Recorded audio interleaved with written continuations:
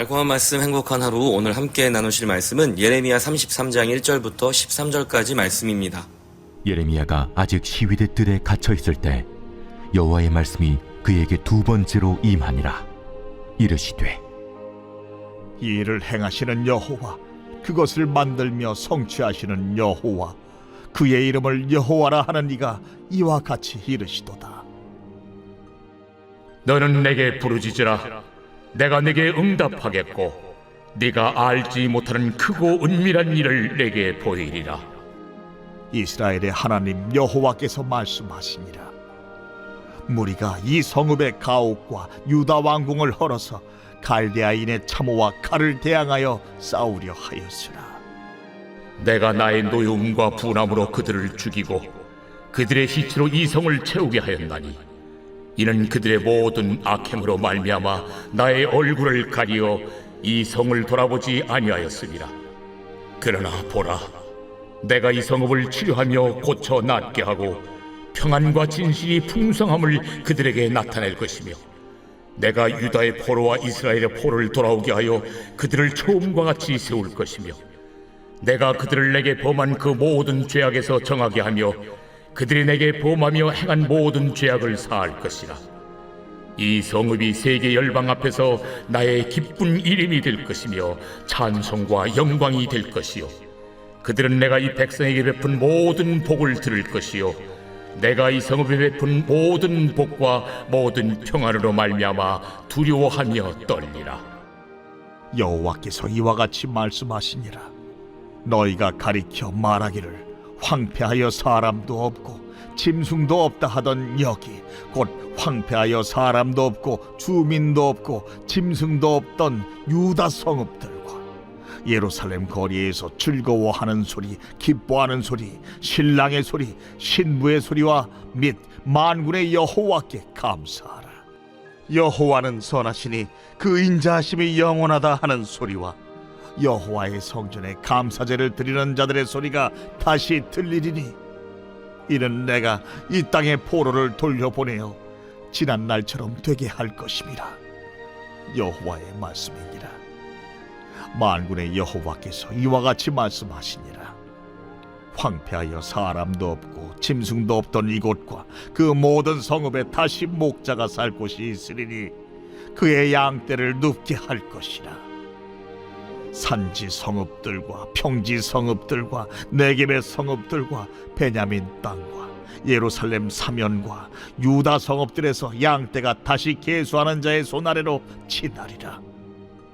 여호와께서 말씀하시니라. 하나님은 예레미야에게 기도할 것을 명령하셨습니다. 너는 내게 부르짖으라. 내가 내게 응답하겠고 네가 알지 못하는 크고 은밀한 일을 내게 보이리라. 크고 은밀한 일이란 철저하게 감추어진 일을 뜻합니다. 우리는 기도를 통하여 하나님께서 감추어 두신 일을 알아가게 됩니다. 예레미야는 그동안 기도를 통해 어떤 비밀을 알게 되었습니까? 그의 간절한 기도 끝에 하나님이 보이신 비밀은 유다와 예루살렘을 향한 철저한 심판이었습니다. 바벨론에게 망해라, 포로로 끌려가라, 저항하지 말고 항복하라 라는 말 그대로 그냥 죽으라는 명령이었습니다. 누가 이 명령에 순순히 아멘이라고 대답할 수 있을까요? 바벨론 군대는 예루살렘 성을 포위했고 그로 인해 성읍의 사람들은 끔찍한 일들을 경험해야 했습니다.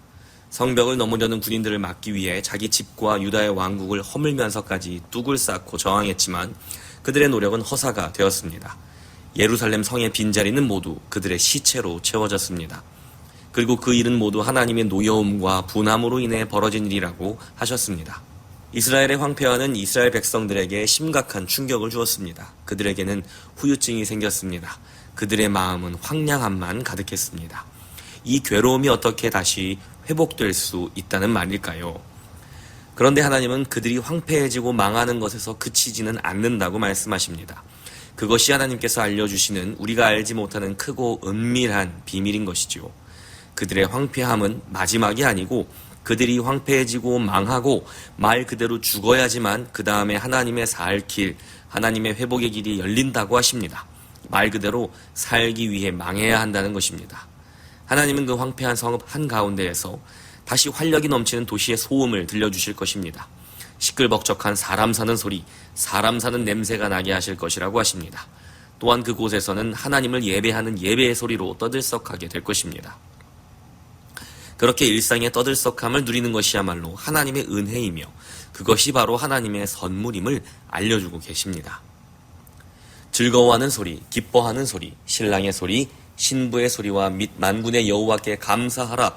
여호와는 선하시니 그 인자하심이 영원하다 하는 소리와 여호와의 성전에 감사제를 드리는 자들의 소리가 다시 들리리니 이는 내가 이 땅에 포로를 돌려보내어 지난 날처럼 되게 할 것임이라. 여호와의 말씀이니라. 하나님께서 이스라엘을 망하게 하지 않고 고치신다면 얼마나 좋을까요? 하나님께서 우리를 황폐하게 하지 않고 고치신다면 또 얼마나 좋을까요? 그러나 우리의 본성은 절대로 죽지 않고서는 새로워지지 않습니다.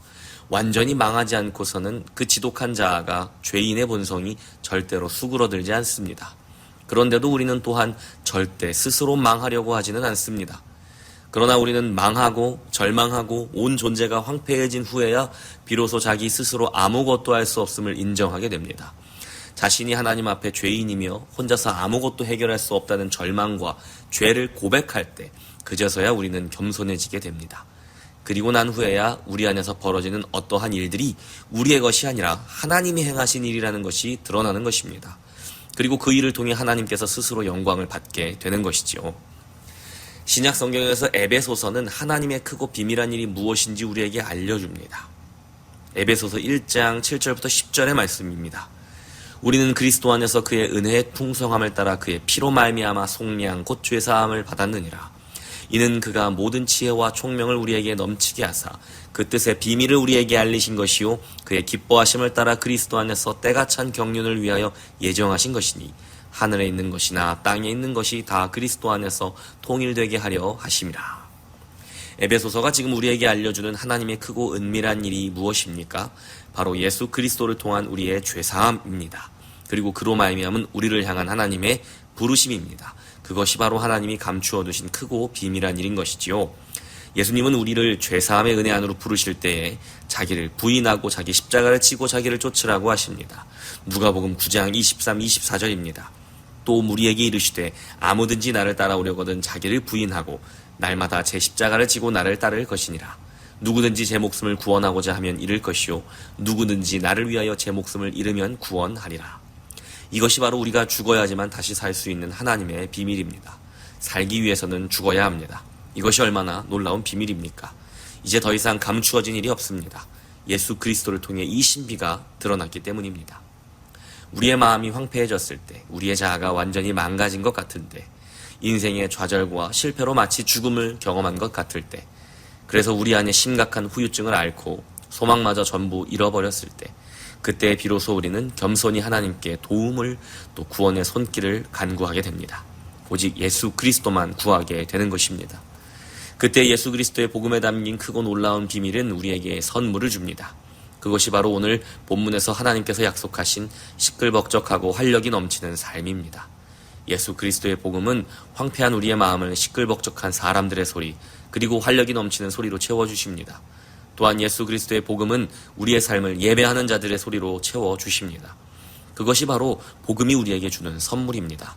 삶이 무기력해질 때, 소망이 사라졌을 때, 사람들로부터 멀어지고 혼자 있고 싶을 때, 내 마음은 황량하고 아무런 길도 보이지 않을 때, 예수님의 복음은 우리에게 시끌벅적하고 활력이 넘치는 일상을 선물해 준다는 것입니다.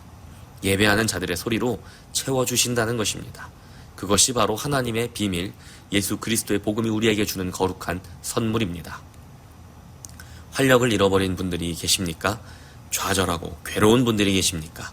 하나님을 향해 내 마음대로 부르짖고 구할 것을 구했지만 응답받지 못한 분들이 계십니까? 하나님의 크고 놀라운 일이란 우리의 바람과 소원 성취와 자아 실현을 위한 일이 아닙니다. 하나님의 비밀은 여기에 있습니다. 우리가 우리 삶의 죽음을 보게 될 때 우리를 다시 살게 하는 활력 말입니다. 부활의 생명입니다. 나는 죽고 오직 예수로만 사는 것입니다. 활력은 내가 죽을 때 되찾습니다. 기쁨은 내가 죽어야 찾아옵니다. 이것이 바로 우리가 기도한 후에 보게 될 하나님의 크고 은밀한 일입니다. 놀라운 일입니다.